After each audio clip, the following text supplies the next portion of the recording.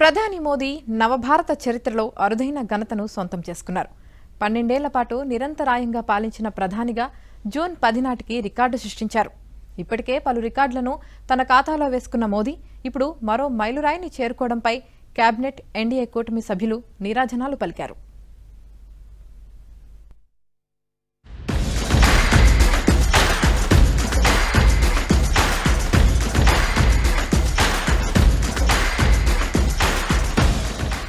ప్రధాని మోదీ మరో అరుదైన మైలురాయిని అందుకున్నారు.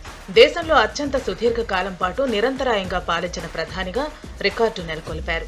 2014 మే 26న తొలిసారి ప్రధానిగా ప్రమాణ స్వీకారం చేసిన మోదీ జూన్ 10 నాటికి వరుసగా 4399 రోజుల పాలనను పూర్తి చేసుకున్నారు.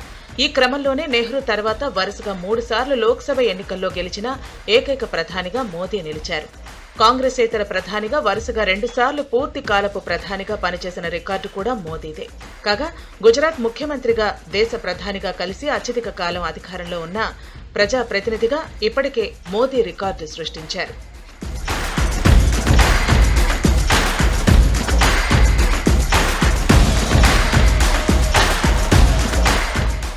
దేశంలో నిరంతరాయంగా ప్రధానమంత్రిగా కొనసాగిన ఘనత సాధించిన మోదీకి కేంద్ర కేబినెట్, ఎన్డీఏ కూటమి సభ్యులు నీరాజనాలు పట్టారు.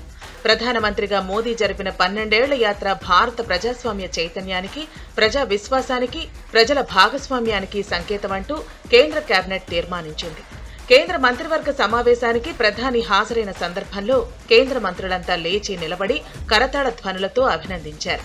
ఒక ప్రభుత్వాధినేతగా మోదీ 25 ఏళ్ల నిరంతర ప్రజాసేవ చేసిన నేతగా చరిత్ర సృష్టించారంటూ కొనియాడారు. ప్రధాని మోదీ సబ్కీ సాథ్, సబ్కీ విశ్వాస్ మంత్రానికి కట్టుబడి ఉన్నారని కేంద్ర మంత్రివర్గం కొనియాడింది. ఆర్టికల్ 370 రద్దు, జీఎస్టీ, 1 ర్యాంక్ 1 పింఛను, సీఏఏ, భారత న్యాయ సంహిత, లేబర్ కోడ్ల సంఘటీకరణ లాంటి కీలక నిర్ణయాలు తీసుకున్నారని, ఆపరేషన్ సింధూర్ను విజయవంతంగా అమలు చేశారని కేబినెట్ ప్రశంసించింది.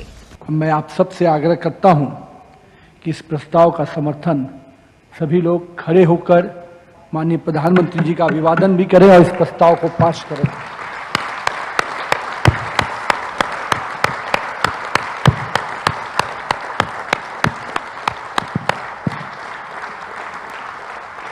ప్రధాని మోదీకి అభినందనగా ఢిల్లీలో ఎన్డీఏ కూటమి నేతలు సైతం సమావేశమయ్యారు. ప్రధాని మోదీ నాయకత్వంలో భారత్ అభివృద్ధి పదంలో దూసుకుపోతోందని కొనియాడారు.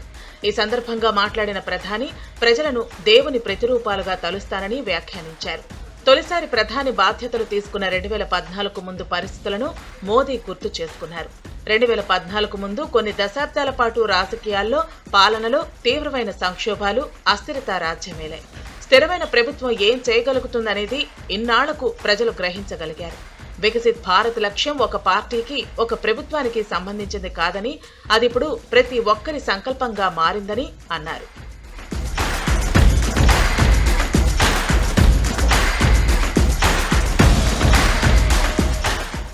ఎన్డీఏ పక్షాల నేతల సమావేశంలో ఒక ఆసక్తికర సన్నివేశం జరిగింది.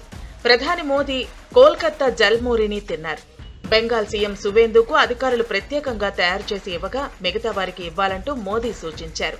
జల్మురి ఎంతో బావుందంటూ మోదీ కితాబిచ్చారు. బెంగాల్ ఎన్నికల ప్రచారంలో జల్మురి తిన్న వీడియో సోషల్ మీడియాలో వైరల్ గా మారింది. ఇప్పుడు మరోసారి ప్రధాని జల్మురి తిన్న వీడియో వైరల్ గా మారింది.